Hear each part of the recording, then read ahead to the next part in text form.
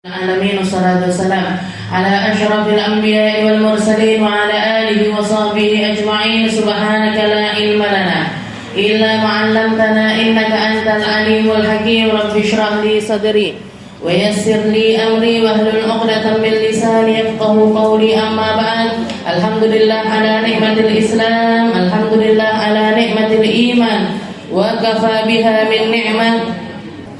Alhamdulillah, segala puji bagi Allah Subhanahu wa taala. Pagi hari ini kita kembali dihadirkan di majelis ilmu, kembali dihadirkan di tempat yang di situ menyebut-nyebut tentang Allah Subhanahu wa taala, menyebut-nyebut tentang kekasih kita Nabi besar Muhammad sallallahu alaihi wasallam, nyebut-nyebut tentang orang-orang saleh, nyebut-nyebut tentang mereka-mereka yang mulia di sisi Allah Subhanahu wa taala. Semoga kita dan mereka disambungkan, semoga kita dan mereka digabungkan, semoga kita dan mereka selalu ada di jalan yang sama di dunia sampai akhirat nanti, di tempat ini sampai di alam sana nanti. Di sini kita dimuliakan dengan ilmu, semoga di akhirat kita juga dimuliakan dengan ilmu. Sebagaimana kita di dunia disibukkan dengan Al-Quran, semoga Al-Quran juga menjadi penyelamat kita.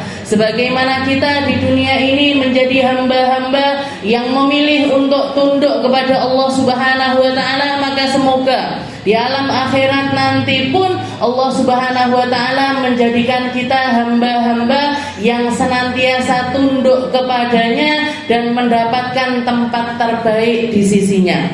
Hari ini kita punya kesempatan untuk membaca Yasin dan tahlil untuk guru saya terkhusus, yaitu Hubabah Khadijah Al-Hinduan, guru mulia saya, guru besar saya, panutan saya di dalam segala sesuatu. Kalau umi saya adalah penanggung fisik saya atau perawat fisik saya yang memikirkan tentang bagaimana kesehatan dohir saya, bagaimana saya tidur nyaman, gimana saya makan minum dengan enak, maka beliau Hubabah Khadijah adalah seseorang yang menuntun saya kepada Allah. Laulal murabbi ma'araftu rabbi. Kalau bukan karena beliau, maka saya tidak akan pernah kenal dengan Tuhan. Saya nggak akan ngerti gimana menjadi orang yang ikhlas dan belajar ikhlas. Saya nggak akan ngerti gimana jadi orang sabar ataupun belajar sabar. Saya nggak akan ngerti gimana jadi orang yang rendah hati dan seperti apa rendah hati itu. Bagaimana caranya cinta kepada Nabi Muhammad sallallahu alaihi wasallam dengan sebenar-benarnya cinta, karena seperti yang dikatakan oleh Imam Asy-Syafi'i, al-ilmu fis sudur la fis sutur. Ilmu itu ada di dalam dada para lelaki. Ilmu itu ada di dalam diri orang-orang mulia. Ilmu itu ada di dalam hatinya mereka-mereka yang dititipi sifat-sifat baik oleh Allah Subhanahu wa ta'ala. Bukan fis sutur, bukan apa yang ada di kitab kita, di buku kita, di bacaan-bacaan kita, enggak. Kalau ilmu pengetahuan kita bisa tahu dari buku-buku, tapi kalau ilmu hakiki, ilmunya Allah Ta'ala, ilmu yang jadi warisannya Rasulullah Sallallahu Alaihi Wasallam, hanya akan bisa kita dapatkan lewat diri orang-orang yang memiliki sifat tersebut.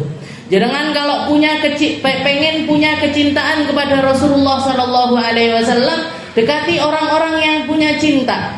Jangan kalau pengen jadi orang yang sabar, dekati orang-orang yang sabar. Kalau jenengan pengen jadi perempuan-perempuan salihah, dekati para perempuan-perempuan salihah yang masih Allah Ta'ala pertahankan, yang masih Allah Ta'ala sisakan, yang masih Allah Ta'ala adakan di atas muka bumi ini. Wad dunya la yakhlu minas salihin. Dan sebagaimana yang dikatakan oleh para ulama, dunia ini gak akan pernah kosong dengan orang baik. Dunia ini gak akan pernah kosong dengan orang-orang mulia. Meskipun jumlahnya sangat sedikit, meskipun mereka ini orang-orang yang sangat langka untuk ditemukan, tapi akan selalu ada. Datangi orang-orang yang semacam itu, ambil hikmah dari mereka, ambil kebaikan dari mereka, dekati sedekat-dekatnya, maka hidup kita akan semakin menjadi baik. Hidup kita akan berubah menuju Allah Ta'ala dengan cara yang benar. Termasuk salah satu contoh perempuan solihah yang saya temukan di atas muka bumi ini, guru saya, Hubabah Khadijah, yang setiap harinya 3 hari sekali khatam Al-Quran, yang dimana kalau misalkan apapun yang beliau lakukan, beliau selalu melakukan istikharah. Jadi kalau misalkan kita mau pamit apapun, Bu, mau pamit kembangil, mau pamit untuk pulang, atau pamit karena sakit dan lain sebagainya, beliau selalu muter tasbihnya. Kadang cepet, kadang lama. Kadang cepet, kadang lama. Saya tanyakan sama asistennya, Hubabah ini kenapa, Kak? Kok kadang-kadang kalau dimintai izin itu cepet keluarnya, kadang-kadang lama. Kata beliau apa? Hubabah itu selalu istikharah di dalam segala hal. Jadi mau ngizinin muridnya istikharah, mau ngapain aja, mau jodohkan muridnya, mau naikkan kelas dan lain sebagainya, beliau selalu melakukan yang namanya istikharah. Jadi langkah selangkah itu dapat cahaya dari Allah, dapat bisyarah dari Allah Subhanahu wa Ta'ala, entah itu lewat tasbihnya, entah itu lewat Al-Quran, entah itu lewat tawasulnya beliau, tapi beliau selalu melakukan yang namanya istikharah. Perempuan al-abidah at-taqiyah, perempuan yang sangat bertakwa kepada Allah Ta'ala, seseorang yang sangat mencintai Rasulullah SAW dengan kecintaan yang luar biasa. Kemarin salah satu putra beliau di dalam ceramahnya ketika memasukkan jenazah Hubabah ke dalam liang lahat, sempat bisikkan di telinganya beliau, Hubabah, Umi, Mama, ini yang engkau cita-citakan, ini yang engkau inginkan, ini adalah puncak pertemuanmu dengan seseorang yang engkau cintai, yaitu Nabi besar Muhammad sallallahu alaihi wasallam. Seperti itu keadaannya beliau. Sholawatnya ribuan kali setiap harinya, wiridnya luar biasa banyak, sholatnya luar biasa banyak. Saya nggak pernah nemukan perempuan sangat kuat di dalam ibadah sebagaimana beliau. Kuat ibadahnya, kuat sholatnya, kuat zikirnya, kuat secara fisiknya. Kalau di pondok itu repot, Bu, kalau di pondok itu merepot, beliau adalah orang yang paling repot. Jadi kalau haflah seperti itu, beliau yang latih pidato, beliau yang latih MC, beliau yang nyarikan baju untuk tampilan, beliau yang ngatur segala sesuatu, karpetnya seperti ini modelnya, ini ditaruh di sini, ini begini caranya, ini begini caranya, itu semua beliau yang ngatur. Bahkan untuk belanja pun juga beliau sendiri, nyari berambang sendiri, nyari bawang sendiri. Habis itu nanti dia diwadahin di tempat-tempat, dibagikan ke kamar-kamar. Ayo anak-anak pondok, bawa, ambil pisau semuanya ke dapur, ngewangi oncek-oncek. Zaman saya dulu ndak pakai cateringan, Bu. Bahkan bluder roti untuk sekian ratus orang itu beliau bikin sendiri. Beliau bikin sendiri. Zaman saya kalau haflah itu semuanya sudah wis ini nanti bludernya Hubabah keluar, ini bludernya Ustazah keluar. Jadi roti besar-besar itu beliau bikin sendiri. Enggak pesen, enggak nyari orang untuk nyari bantuan dari tukang masak ataupun beberapa muridnya. Tapi semuanya beliau yang tandang. Beliau yang berdiri di barisan paling depan, beliau yang bertindak paling menentukan di dalam setiap lini hal-hal yang terjadi di pesantren itu, semua motornya adalah Hubabah setelah ditinggal oleh suaminya. Bahkan diceritakan salah seorang yang dekat sama beliau ketika hari di mana suami tercintanya wafat, Abuya Habib Hasan Baharun wafat, nggak satu tetes pun air mata ini keluar dari matanya beliau. Nggak nangis sama sekali. Jadi ditinggal suami yang begitu dicintai, tapi nggak keluar air mata sama sekali. Bahkan setelah jenazah Abuya ini sudah dimandikan, sudah dikafani, tapi wajahnya masih terbuka, putra-putrinya dipanggil. Putra-putrinya dipanggil, suruh duduk di depan jenazah abahnya. Setelah itu beliau mengatakan, ayo sekarang kalian semuanya mamah sumpah di hadapan jenazah abah kalian, jangan sampai bertengkar, jangan sampai terpecah, kalian harus selalu kompak, kalian harus selalu bersatu padu untuk mengembangkan pondok pesantren Darul Lughah wad Da'wah. jaga amanahnya Abi, jaga amanahnya apa yang abah kalian tanamkan. Jangan sampai bertengkar, rebutan murid, rebutan pondok, rebutan kekuasaan dan lain sebagainya. Jangan. Dukung kakakmu, dukung adikmu, dukung siapapun di antara kalian yang mampu, dikasih kemampuan sama Allah Ta'ala untuk ngelola segala sesuatu. Terbukti sampai sekarang, Bu, putra putri beliau menjadi anak-anak yang solih dan juga solihah, para pengemban cita-citanya Nabi Muhammad Sallallahu Alaihi Wasallam. Semua umurnya, waktunya, lisannya, semuanya didedikasikan di dalam agamanya Allah Subhanahu wa Ta'ala. Baru setelah hal tersebut, setelah itu Abuya Hasan ditutupi wajahnya, dibawa ke Pondok Putra untuk dimakamkan, untuk dimakamkan. Baru beliau masuk ke dalam kamar, ngunci pintu, baru di situ beliau nangis sendirian. Jadi kekuatannya beliau seperti itu, ketabahannya luar biasa. Tahu seperti apa menyenangkan suaminya, tahu seperti apa menyenangkan Allah dan juga Rasulnya. Cita-citanya Allah, cita-citanya Rasulullah yang ingin digapai adalah tempat yang luar biasa tinggi, di tempat yang memang tinggi, bersama orang-orang mulia. Ini Ubabah Khadijah. Jadi saya tahu persis mulai hari ini Pondok Pesantren Dalwah nggak akan pernah sama dengan sebelumnya. Gak akan pernah sama dengan hari-hari sebelumnya. Keadaan saya, keadaan keluarga saya, keadaan para murid-muridnya, ada satu rongga kosong yang hilang di situ. Ada satu tempat kosong yang gak akan bisa diisi dengan siapapun. Ada satu tempat kosong yang gak akan pernah tergantikan dengan apapun, yaitu tempat Ubabah Khadijah di dalam hati kami. Kemarin waktu saya baca doa awal tahun, akhir tahun, yang terbayang di pikiran, yang terbayang di mata, semuanya Ubabah. Beliau yang setiap tahunnya sebelum maghrib datang ke musola, mimpin kami, ngasih tahu kami seperti ini adabnya kalau misalkan kita mau tahun baruan, seperti ini kalau cara kita mensyukuri datangnya tahun yang Allah Ta'ala gantikan untuk kita semuanya. Gini caranya kita mensyukuri usia kita, gini caranya kita mensyukuri waktu yang Allah Ta'ala berikan kepada kita. Beliau yang ajarkan, gimana beliau setiap kali ada anak baru, jadi setiap tahunnya ketika setiap 2 bulan atau 3 bulan sekali beliau datang ke musola, di hari-hari sebelumnya juga sering, tapi kalau misal 2 bulan sekali, 3 bulan sekali itu rutin beliau datang ke musola. Setelah itu duduk di bangku paling depan, duduk di kursi depan, dan anak-anak baru semuanya dikumpulkan. Anak-anak baru semuanya dikumpulkan, suruh berdiri, suruh perkenalan satu persatu. Suruh perkenalkan satu-satu. Namanya siapa, asal daerahnya dari mana, tujuannya ke Dalwah ini mau apa, itu ditanya sama beliau satu-satu.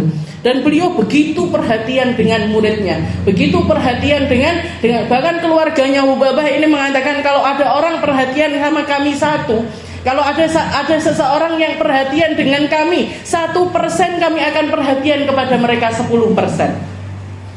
Kalau ada orang perhatian kepada kami 10%, kami akan perhatian kepadanya 100%. Jadi perhatiannya luar biasa. Saya masih ingat ketika abah saya meninggal setelah masa Covid. Waktu itu Ubabah masih bisa bicara dengan jelas, masih bisa ngomong dengan jelas. Beliau datang, kami datang, saya sowan ke beliau. Setelah itu salaman, masih kedengeran di telinga ini beliau mengatakan, Aminah, Nisma, abahnya sudah panen, abahnya sudah dapat apa yang ditanam selama ini, abahnya sudah senang, sudah gembira dengan kebaikan-kebaikan yang ditebarkan selama ini.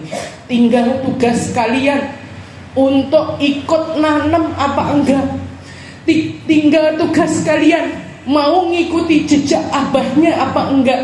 Tinggal tugas kalian mau meneruskan kebaikan abah kalian atau tidak. Pilihannya di kita, Bu. Kita mau jadi orang baik, yang nanam kita sendiri. Kita mau jadi orang yang enggak baik yang akan kita panen juga hal tersebut. Kebaikan akan dibalas dengan kebaikan, keburukan juga akan dibalas dengan keburukan oleh Allah Subhanahu wa taala. Mungkin kita semuanya dikuatkan sama Allah.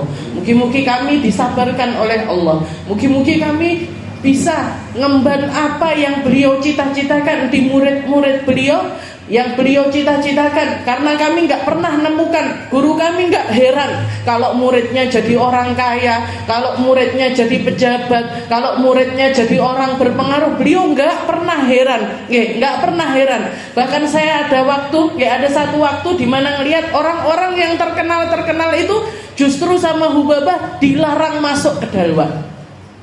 Orang-orang yang sudah punya masa, orang-orang yang sudah punya gaung di luaran, malah justru sama Hubabah ini tidak diperbolehkan untuk sowan kepada beliau, tidak diperbolehkan untuk masuk ke dalwah. Dan saya menganggap ini adalah pendidikan. Saya menganggap itu adalah pendidikan karena sesungguhnya setinggi apapun ilmu kita, sebanyak apapun pengaruh kita, ketika rasa-rasa hati kita kepada guru kita itu enggak baik, rasa-rasa hati kita kepada guru kita itu melenceng dari tempat yang seharusnya, maka kita tetap menjadi muridnya beliau, dan beliau akan selalu menginginkan kebaikan untuk kita. Dengan cara apa? Dengan cara didik kita. Dengan cara didik kita. Saya ingat ketika anak-anak yang berangkat ke Hadramut, jadi anak-anak dalwah yang setelah itu meneruskan belajar ke tempatnya Habib Umar, ke tempatnya Hubabah Nur di Hadramut sana, beliau mewajibkan kita untuk balik ke pondok. Bayangan saya balik ke pondok itu sudah jadi ustazah, nanti di istilahnya ngajar ini itu dan lain sebagainya. Tapi ternyata begitu balik di luar ekspektasi. Saya justru malah disuruh jualan bakso. Saya malah justru disuruh untuk nganterkan nasinya guru-guru. Saya disuruh untuk nyapu halaman, disuruh untuk ngosei kamar mandinya ustazah. Dan Habib Segaf selalu mengatakan kepada saya, hada tazkiyatan laki. Ini tazkiyah buat kamu, Nismah Aminah. Ini adalah penyucian diri untuk kamu dan juga Nismah. Biar kamu nggak ngerasa aku sudah menginjakkan kaki di pondoknya Habib Umar, berarti aku lebih tinggi daripada guru-guruku, aku lebih tinggi daripada teman-temanku, saya lebih berilmu dibandingkan mereka. Enggak. Karena nggak ada faedahnya orang punya ilmu disertai dengan kesombongan. Nggak ada faedahnya orang punya ilmu tapi di dalam dirinya ada rasa pongah, ada rasa puas, ada rasa congkak. Bahkan beliau nyuruh kita, Habib Segaf sendiri nyuruh saya, duduk Aminah, kamu dulu di dalwah belajar ilmu faraid, belajar ilmu tentang mawaris. Setelah itu kamu ke pondoknya Habib Umar, kamu juga meneruskan belajar itu. Sekarang tuntaskan lagi di sini. Saya duduk lagi. Jadi pulang dari Hadramut, saya duduk di kajiannya Habib Segaf untuk meneruskan pelajaran-pelajaran yang saya ketinggalan selama 2 tahun. Saya berangkat ke Hadramut. Saya bersyukur, Jadi yang seperti yang sering kali saya katakan, saya nggak punya apa-apa Bu untuk saya bagikan sama jenengan. Saya nggak punya doa-doa yang indah. Saya nggak punya munajat-munajat yang banyak. Saya bukan orang yang begitu khusyuk. Saya bukan orang yang ibadahnya banyak. Saya bukan orang yang punya hubungan luar biasa dengan Allah dan juga Rasulnya. Semuanya sekedarnya. Sholat sekedarnya, puasa sekedarnya, semuanya serba minimalis. Tapi saya bisa katakan sama jenengan semuanya, saya punya guru-guru yang luar biasa. Saya punya guru-guru yang indah. Saya punya guru-guru yang super langka untuk ditemukan di zaman sekarang ini. Dan semoga berkah beliau-beliau ini kita diselamatkan sama Allah Ta'ala. Mungkin berkat orang-orang semacam ini kita dipandang sama Allah Ta'ala.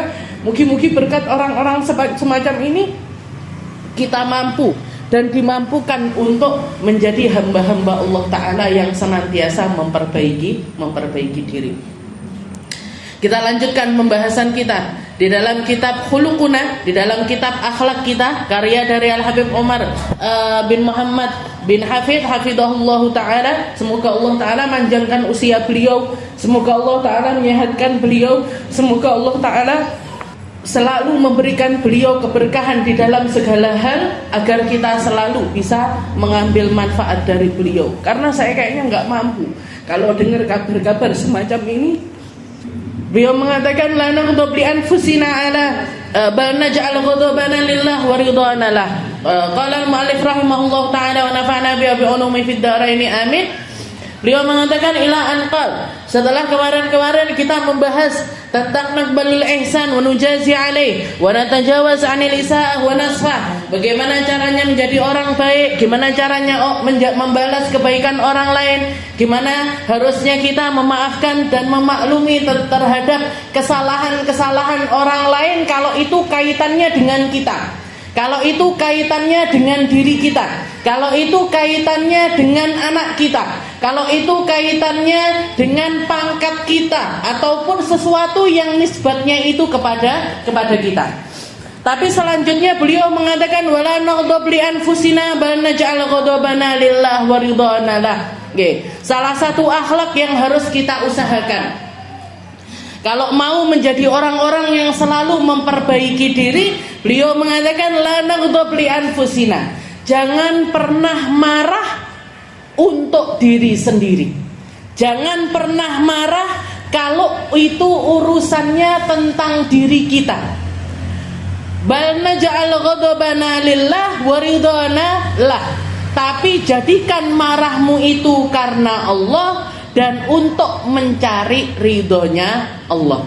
Untuk mencari ridhonya Allah. Ini juga sama, Bu. Gak akan bisa dicapai, gak akan bisa digapai kecuali kita memiliki keimanan kepada Allah Ta'ala bahwasanya semua makhluk ini adalah ciptaannya Allah, bahwasanya semua yang kita lihat, yang kita rasakan, yang bersama dengan kita, semuanya adalah milik Allah dan akan kembali kepada Allah.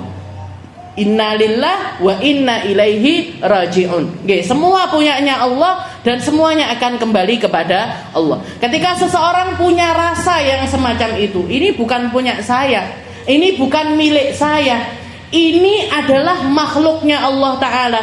Gak pas kalau saya meremehkan siapa? Meremehkan ciptaan berarti meremehkan sang pencipta. Merendahkan ciptaan berarti merendahkan sang pencipta. Dan orang gak akan bisa marah kepada orang lain kecuali di dalam dirinya ada rasa bahwasanya saya lebih daripada dia. Saya pantas untuk marah sama dia. Saya pantas untuk meluapkan emosi saya kepada mereka karena saya lebih dibandingkan mereka. Ibu-ibu waktu nyubit anaknya, waktu nabok anaknya, pernah nabok anaknya, Bu? Ataupun nyubit, ataupun marahin, Kalau misalkan kita marahnya karena kita, marahnya karena kita, marah karena kita ini kayak gimana? Jenengan baru beli baju baru, anaknya jalan-jalan bawa susu, kepencet, cerot, kena baju barunya, warnanya coklat lagi, bajunya jenengan warnanya putih.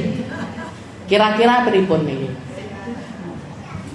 Nah, ini baju putih, Mama baru beli, belum mau dipakai nanti pengajian di Khadijah ini. Mau ngaji di Khadijah, mau dipakai sama Mama, malah kena susu coklatmu. Jewer, nyetot, marahin. Nah, itu berarti marahnya karena apa? Karena kita. Marahnya karena diri kita, karena sesuatu yang ada di dalam hati kita. Apa itu? Baju. Apa itu? Ini pakaian yang mau kita pakai ini tadi. Ini urusannya tentang kita. Ini namanya marah li anfusina, ghadabana li anfusina. Kita naghdab li anfusina, kita marah karena diri kita sendiri. Terus gimana ini? Berarti nggak boleh emosi, sudah boleh, Tapi jadikan emosi itu karena Allah, jadikan emosi itu karena Allah. Kalaupun jenengan marah, nggak sampai mukul, nggak sampai nyubit, nggak sampai keluar kata-kata yang di luar hal yang diperbolehkan oleh Allah Ta'ala, tapi katakan sama dia, katakan, jadikan marah kita itu wasilah biar anak ini punya hati-hati terhadap dirinya. Ini kalau baju punyanya mama masih nggak apa-apa, tapi kalau baju ini punyanya siapa? Punyanya orang lain, punyanya temenmu, kamu berarti sudah nyakiti temenmu, kamu berarti sudah melakukan kesalahan terhadap orang lain. Jadi katakan hal-hal yang semacam itu. Jadi marah ini memang katanya para guru saya itu mengatakan lahadot adalah waktu-waktu yang sangat riskan, sangat membahayakan. Karena banyak orang ketika marah itu ketika mereka marah, mereka akan mengatakan atau melakukan sesuatu yang akan dia sesali seumur hidup. Yang paling fresh, berita yang paling baru, seorang perempuan karena marah sama suaminya ngambil minyak dibom bojone. Dengar nama mboten? Niki kira-kira nyesel seumur hidup apa ndak? Kira-kira bakalan kalau nginget hal itu bakalan nangis apa ketawa kira-kira? Nangis, Bu. Makanya waktu-waktu emosi itu adalah waktu yang sangat riskan, yang sangat membahayakan. Kita harus punya kontrol atas hal tersebut. Ini didikannya Rasulullah Shallallahu Alaihi Wasallam. Al-ghadab yufsidul iman, katanya Nabi Muhammad. Marah itu mampu merusak iman seseorang. Kasibri yufsidul asal, seperti jadam kalau dimasukkan ke dalam madu akan merusak rasanya madu tersebut. Akan merusak rasa madu tersebut. Karena marah kalau bukan pada tempatnya, marah kalau enggak pas dengan hal yang kita marahi, kalau marah dan kita melampaui apa yang seharusnya terjadi, maka penyesalannya akan terjadi seumur hidup. Berapa banyak bapak-bapak laki-laki yang ketika emosi sama istrinya keluar kata-kata misalkan talak ataupun cerai, padahal dia ndak pengen, akhirnya rusak rumah tangganya gara-gara di saat-saat emosi tersebut. Perempuan seperti itu, laki-laki. Jadi marah itu kalau enggak pas, kalau enggak benar, maka akan menjadi penyesalan seumur hidup.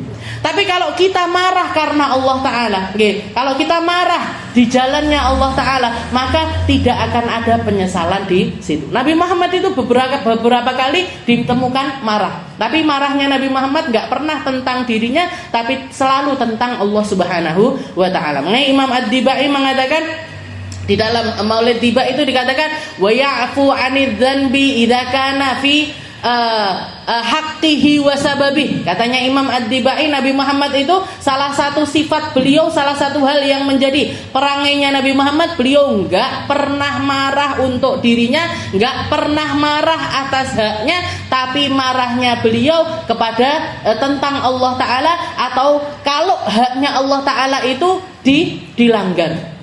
Kalau ada orang melakukan kesalahan di dalam agama, kalau ada orang berlebihan di dalam beragama, kalau ada orang melakukan kesalahan di dalam hal-hal yang kaitannya dengan agama, beliau akan marah. Dan marahnya Nabi Muhammad ketahuan, Rasulullah itu kalau marah itu para sahabat sudah ngerti seperti apa. Merah wajahnya, dan di antara di antara kedua matanya Nabi Muhammad ini ada urat yang sampai keluar. Kalau sudah Nabi Muhammad keluar itu urat, berarti beliau marah betul. Pernah beliau marah ketika dicurhati beberapa orang sahabat mengatakan, ya Rasul, anna Mu'ad bin Jabal yutawil fis shalah. Ya Rasul, Mu'ad bin Jabal itu ya Rasul, kalau sholat panjang-panjang.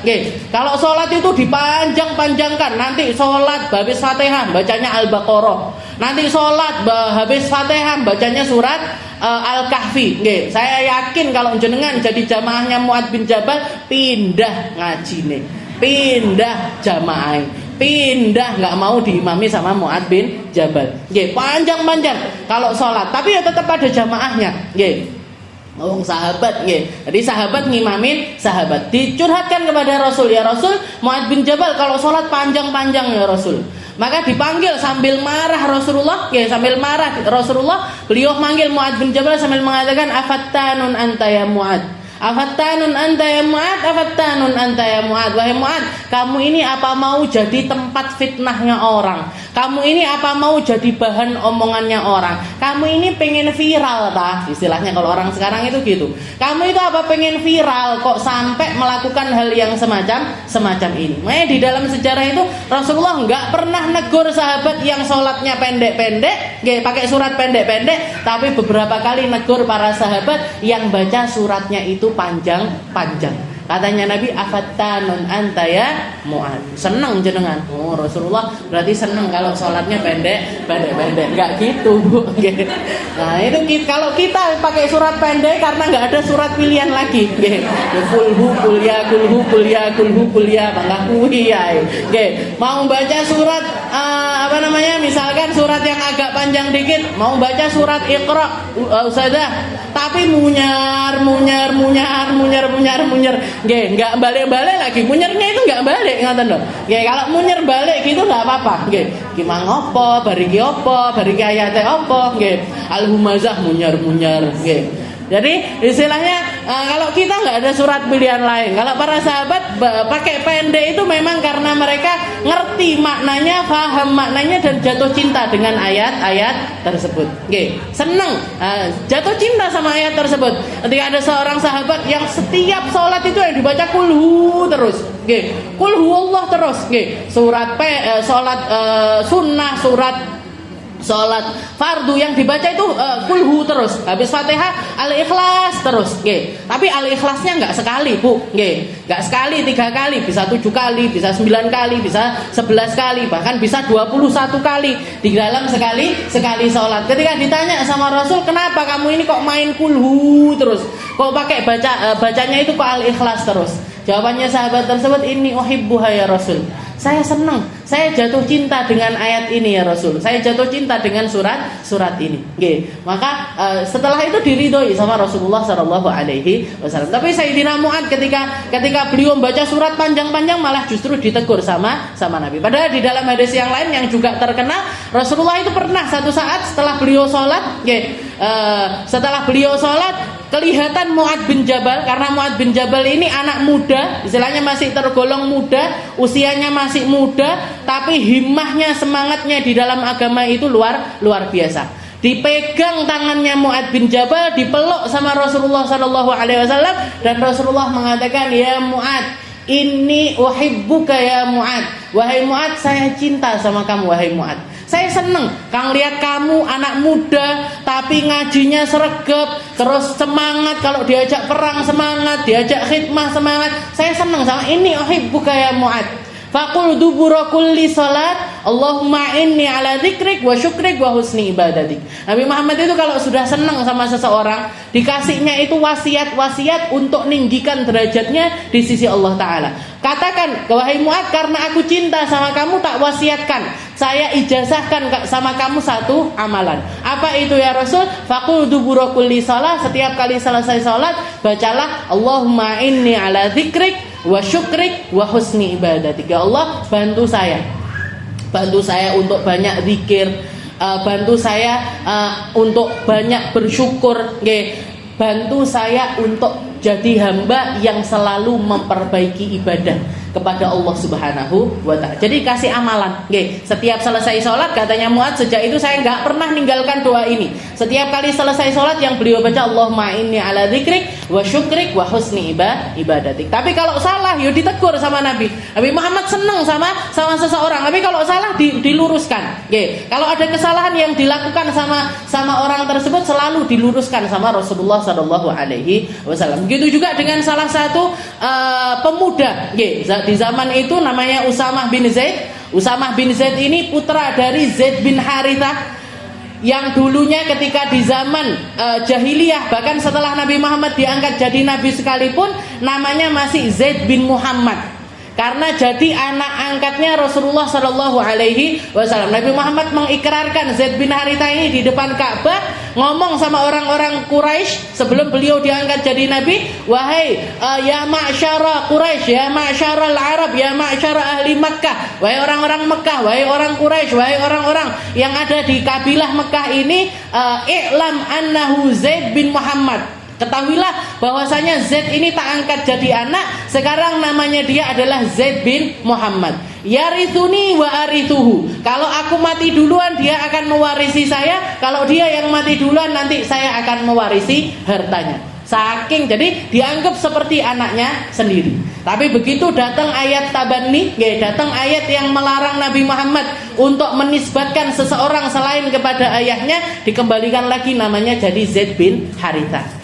Jadi abahnya Zaid bin Haritha, ibunya Ummu Aiman al-Barakah al-Habasyiyah, seorang budak Ethiopia, kulit hitam, seorang budak kulit hitam, tapi jadi ibu asuhnya Rasulullah Shallallahu Alaihi Wasallam. Jadi bahkan Nabi Muhammad mengatakan ya ummi ba'da ummi, Ummu Aiman ini ibu saya setelah kepergian ibu saya. Setelah Sayyidah Aminah meninggal, maka yang ngopeni Nabi Muhammad adalah Ummu Aiman. Jadi perempuannya atau istrinya adalah ibu angkatnya Nabi. Suaminya adalah anak angkatnya Nabi. Jangan bisa bayangkan perbedaan usianya luar biasa besar. Tapi dinikahkan sama Nabi Muhammad, dijodohkan sama Nabi, akhirnya hamil, lahir seorang putra namanya Usamah bin Zaid.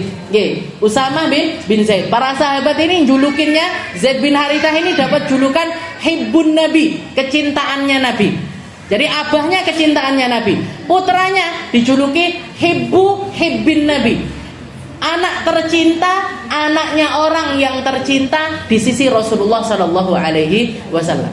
Bahkan seringkali Nabi Muhammad ini dudukkan di atas pangkuannya, di kanannya Sayyidina Hasan, cucu kandungnya Rasulullah Shallallahu Alaihi Wasallam, di paha kirinya Usamah bin Zaid. Yang Hasan ini putih, bersih, mirip sekali sama Rasulullah. Laki-laki paling mirip persis sama Nabi Muhammad dari perut ke atas itu cucunya beliau, yaitu Sayyidina Hasan.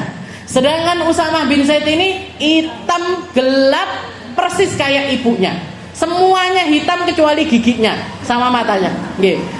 Jadi yang satu putih betul, yang satu hitam kelam, tapi Rasulullah seringkali meluk dua-duanya. Setelah itu mengatakan Allahumma inni uhibbuhuma fa ahibbahuma. Ya Allah, saya cinta sama dua anak ini, maka cintailah dua anak ini.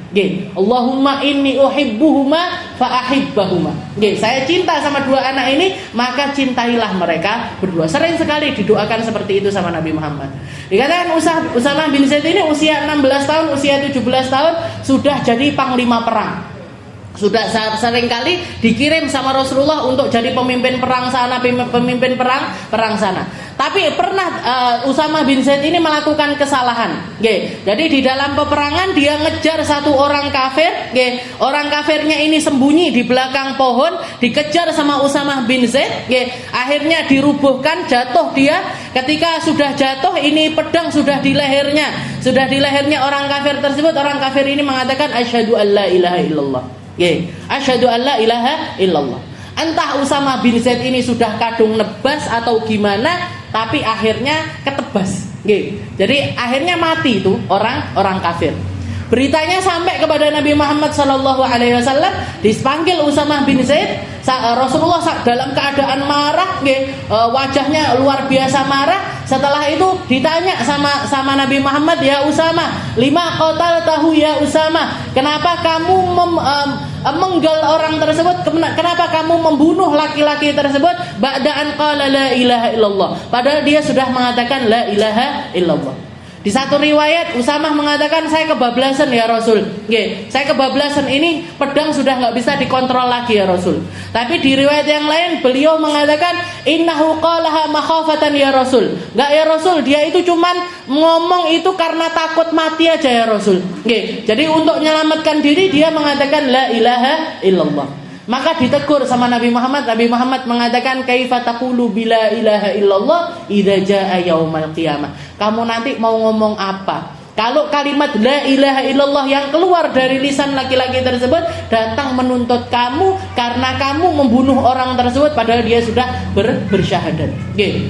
Istaghfir li ya Rasul. Usama bin Zaid tahu sadar dengan kesalahannya, faham dengan kesalahannya, dia mengatakan, ya Rasul, istaghfir li ya Rasul. Mintakan saya ampun kepada Allah Ta'ala ya Rasul. Rasulullah tetap mengatakan, kaifa taqulu bila ilaha illallah idza jaa yaumal qiyamah, kaifa taqulu bila ilaha illallah idza jaa yaumal qiyamah. Sampai Usamah bin Zaid mengatakan, saya menyesal di hari tersebut dengan penyesalan yang kayaknya nggak mungkin, istilahnya dosa tersebut nggak akan bisa terhapuskan kecuali kalau saya masuk Islam. Kecuali kalau saya itu asalnya bukan orang Islam, setelah itu syahadat baru mungkin akan diterima taubat saya oleh Allah Subhanahu wa taala. Jadi kalau Rasulullah itu kalau sudah marah betul. Kalau sudah marah benar-benar marah. Tapi marahnya enggak pernah tentang dirinya, tapi tentang Allah Subhanahu wa taala. Kalau haknya Allah taala dilanggar, kalau aturannya Allah taala dilanggar, kalau ada sesuatu, kalau ada orang yang menyepelekan dengan aturannya Allah, di situ Nabi Muhammad akan marah, akan marah. Tapi kalau tentang dirinya enggak pernah. Nah, salah satu hal yang harus kita usahakan ya, la naghdab li anfusina bal naj'al ghadabana lillah. Jangan pernah jadikan emosimu itu tentang dirimu, tapi jadikan emosimu itu tentang Allah Subhanahu wa taala. Dan Nabi Muhammad mengajarkan paling tidak setidaknya ada 5 hal yang kalau kita dalam keadaan emosi, ini treatmentnya istilahnya. Cara-cara step-stepnya agar kita ini terhindar dari marah yang berlebihan. Yang pertama, na'udzubillah, nata'awwadz billah. Jadi kalau sudah kita dalam keadaan emosi, hal yang pertama yang harus kita lakukan, nata'awwadz billah. Ucapkan a'udzu billah. A'udzu billah. Karena katanya Nabi Muhammad, innal ghadab minasyaiton wasyaiton minan nar wa la yudfi'un nar illa bil ma. Katanya Nabi Muhammad, sesungguhnya marah itu datangnya dari setan. Marah itu datangnya dari setan. Dan setan itu inna kaida syaitan kana dha'ifa. Di dalam Al-Qur'an Allah taala mengatakan tipu dayanya setan itu lemah sekali. Jangan kalau dapat bisikan-bisikan setan atau ada ajakan-ajakan setan, itu ada 2 jenis, Bu. Minal jinnah wan nas. Dari golongan manusia ada, dari golongan jin ada. Yang enggak kelihatan itu berarti dari jin. Yang kelihatan itu berarti manusia.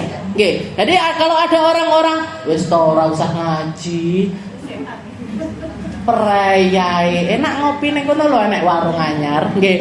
Enak dolan ke sana lho, ini ya libur sekali libur, masa ngaji terus ben Selasa. Nggih, prai sekali 2 kali enggak apa-apa. Jenengan ucapkan a'udzubillah minasyaitonir. Ini berarti setannya setan manusia. Nggih. Jadi minal jinnah wan nas. Jadi setan itu ada 2 jenis, dari golongan manusia, ada dari golongan setan. Nah, caranya menghindari ini gimana? Cukup dengan kalimat a'udzubillahi minasyaiton. A'udzubillahi minasyaiton. Pergi dia. Nggih. Temennya jenengan ngomong seperti itu, jenengan gitu kan. Ngalih mesti. Langsung meneng kicep. Nggih. A'udzubillahi minasyaitonir rajim. Pas syaitane pas jenengan pas nih ke dia, mesti bakalan berhenti dia. Jadi gampang. Inna kaida syaitan kana dha'ifa. Dalam Al-Qur'an itu Allah taala mengatakan tipu dayanya setan itu lemah sekali. Yang hebat itu tipu dayanya siapa? Inna kaida kunna adzim. Tipu dayanya perempuan itu lebih hebat daripada tipu dayanya setan. Perempuan itu triknya di dalam ngeles-ngeles, nyari alasan dan lain sebagainya, itu ada aja akalnya perempuan itu. Makanya laki-laki itu kalau debat sama perempuan mesti kalah. Lebih pintar perempuan. Jadi pertama caranya itu a'udzubillahi minasyaiton. Kok enggak mari? Kok jenengan ngomong seperti itu enggak tetep ini? Kok panggah melek rono, kok panggah enggak selesai ini marah saya, emosi saya kok enggak redam-redam juga dengan hal itu. Nansorif, pindah posisi. Kalau jenengan berdiri, duduk.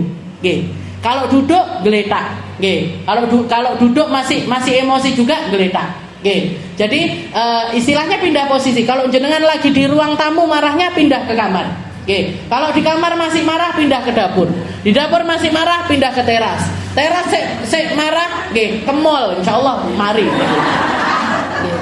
Neng gone mall mesti mari. Gampang lah, mak-maknya aslinya gampang. Okay. Masih yo nggak tuku, nggih, delok-delok. Mari niku emosinya. Pokoknya pindah, nggih, pindah posisi, pindah tempat, nggih, pindah tempat. Kalau nggak redam juga, nggih, kalau nggak redam juga ke kamar mandi, nggih, wudu, nggih. Wudu nggak redam juga mandi, nggih. Dikerucuk istilahnya, dikerucuk sekalian. Jadi ini yang seperti dikatakan sama Nabi Muhammad, inna syaitan minan nar. Setan itu dari api. Jadi marah itu dari setan, setan itu dari api. Wala yutfi'un nar illa bil ma. Dan api gak akan bisa dipadamkan dengan api, tapi yang bisa memadamkannya adalah air. Nggih, yang bisa memadamkan api ini adalah air.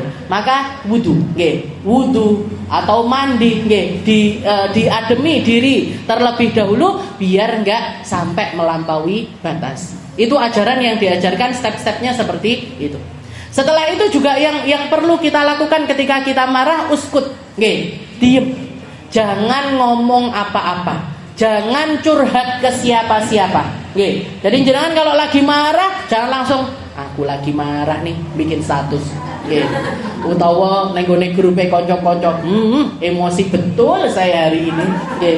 Kenapa? Nggih, telur saya pecah misalkan. Nah, telur pecah lo marah. Nggih. Jadi bikin status lagi. Jadi kalau lagi marah gitu diem, Bu. Apalagi kalau emosinya itu sama orang, nggih. Kalau sama barang masih nggak masalah. Tapi kalau sama manusia, nggih, kalau sama manusia ini kita harus diem, nggih, harus diem. Karena takutnya keluar kata-kata yang di luar kontrol dan ini bisa saja menjadi sesuatu yang Allah Ta'ala ijabahkan. Nggih. Berapa banyak kisah di mana orang ketika lagi marah terjadi kejadian seperti apa yang dia doakan saat itu. Kalau doanya baik yang terjadi adalah kebaikan, kalau doanya nggak baik yang terjadi adalah keburukan. Nggih. Kayak saya pernah dengar ceritanya Imam Sudais, nggih, imamnya Masjidil Haram dan juga Masjid Nabawi, nggih. Waktu kecil nakal luar biasa. Tapi alhamdulillahnya punya ibu salihah. Nggih. Setiap kali anaknya ini bikin ulah di rumah ataupun sama temennya tengkar dan lain sebagainya, sama uminya suruh pergi ke Mekah. Nggih. Pergi kamu ke Masjidil Haram, jadi imam di Masjid Haram. Nggih. Sampai sekarang beliau ini imam terlama di Mekah dan juga Madinah. Jadi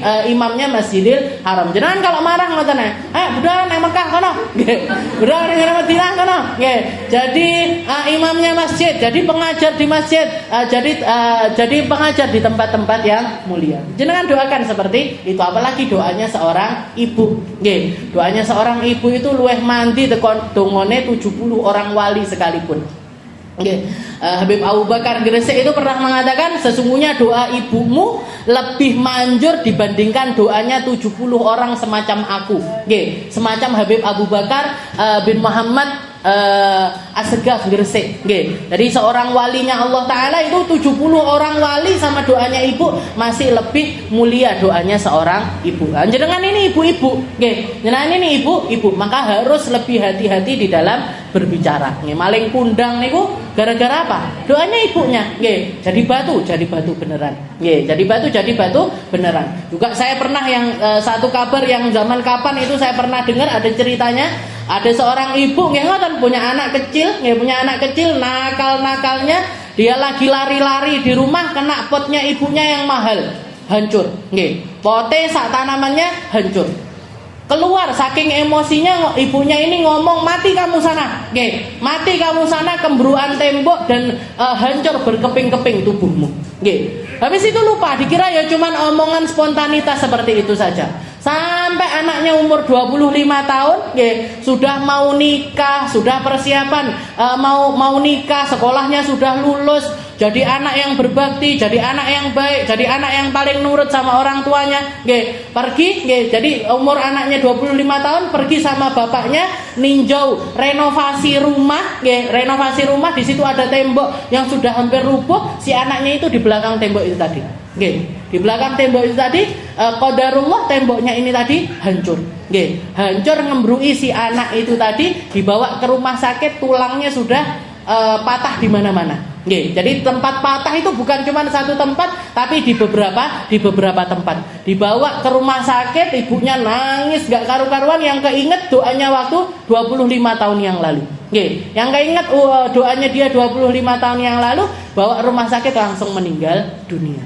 Nah, jadi kita nggak ngerti, istilahnya kapan Allah Ta'ala ngasih ijabah kepada doa, dan seringkali doa itu, kalau keluar dari lisannya seorang ibu itu seringkali diijabah sama Allah Subhanahu wa Ta'ala. Jadi uskut, kalau sudah marah diam. Kalau misalkan kita nggak bisa diem, keluarkan, luapkan, tapi dengan kalimat-kalimat yang baik. Kalimat-kalimat yang baik. Ulama-ulama kita itu kalau mengajarkan, kalau marah sama anak, yang keluar itu Allah yahdik, Allah yubarik fik, Allah Ta'ala ngasih, semoga Allah Ta'ala ngasih berkah kamu, semoga Allah Ta'ala ngasih hidayah kamu, Allah yahfad, semoga Allah Ta'ala menjaga dirimu. Jadi diganti dengan kalimat-kalimat yang baik. Ini yang istilahnya yang akan menjaga kondisi dari apa yang akan terjadi di masa depan. Jadi uskut. Jadi baca ta'awud, pindah tempat, diem. Setelah itu la tad'i la siyama al-ummahat. Nah, ini tadi juga sudah kita bahas, jangan doa. Waktu marah itu jangan doa, kecuali dengan doa-doa yang baik. Jangan doa kecuali dengan doa-doa yang baik. Dan yang kelima, tadzakar ahwalus sahabah wan Nabi sallallahu alaihi wasallam. Setelah itu kita ingat-ingat marahnya Nabi Muhammad, marahnya para sahabat-sahabatnya Nabi, marahnya orang-orang mulia itu seperti apa. Nah, kita belajar dari marahnya orang-orang tersebut. Marahnya orang-orang tersebut. Mungkin sama Allah Ta'ala dikasih berkah. Mungkin sama Allah Ta'ala kita dikasih kontrol terhadap lisan kita. Semoga kita dijauhkan dari yang namanya marah di luar batas. Jadi kita minta sama Allah Ta'ala untuk menjadikan emosi kita, marahnya kita, semangat kita itu bukan di dalam keburukan, tapi di dalam kebaikan. Semangat di dalam mendakwahkan dakwahnya Rasulullah SAW. Marahnya karena Allah, marahnya karena Rasulullah, marahnya kalau ada sesuatu yang gak benar yang terjadi di dalam kehidupan kita ataupun orang-orang yang kita sayangi. Dan semoga Allah Ta'ala memanjangkan usia kita semuanya, dikasih berkahnya umur, dikasih berkahnya waktu, dikasih berkahnya ilmu, dikasih berkahnya amalan-amalan, dikasih berkahnya segala sesuatu. Dan semoga Allah Ta'ala menjadikan kita hamba-hamba yang solihah, perempuan-perempuan solihah yang Allah Ta'ala sisakan di atas muka bumi ini, perempuan-perempuan mulia yang akan menjadi pendamping dari perempuan-perempuan mulia yang ada di sisi Nabi Muhammad SAW, bersama para istri-istrinya Nabi, bersama para sahabat-sahabat perempuannya Nabi, bersama putri-putrinya Nabi, bersama para istri-istrinya para nabi dan juga para rasul yang dimuliakan sama Allah Subhanahu wa Ta'ala. Dan semoga Allah Ta'ala, terkhusus untuk guru saya Bapak Khadijah binti Muhammad Al-Hindwan, semoga Allah Ta'ala menempatkan beliau di tempat yang terbaik, di tempat yang terindah, dapat aliran dengan aliran yang luar biasa deras dari para muridnya, dari mereka-mereka yang beliau didik, mereka-mereka yang beliau asuh, mereka-mereka yang beliau berikan ilmu, dan juga selalu beliau doakan di dalam setiap doanya. Semoga kita dan beliau selalu ditempatkan di tempat yang sama, fid-dini wad dunya wal akhirah, di dalam agama yang sama, di dalam iman yang sama, di dalam ketakwaan yang sama, di jalan yang sama bersama Nabi Muhammad SAW. Dan semoga kami dan murid-muridnya dan juga orang-orang yang terkait dengan beliau serta pecinta-pencinta beliau, semoga digabungkan di dalam akhlak, di dalam umniyah, di dalam cita-cita, di dalam keinginan-keinginan, di dalam kecintaan-kecintaan, semoga digabungkan bersama orang-orang mulia semacam beliau. Ala hadhihi niyah wa ala kulli niyatin salihah wa ila hadratin Nabi Muhammad sallallahu alaihi wasallam. Bismillahirrahmanirrahim.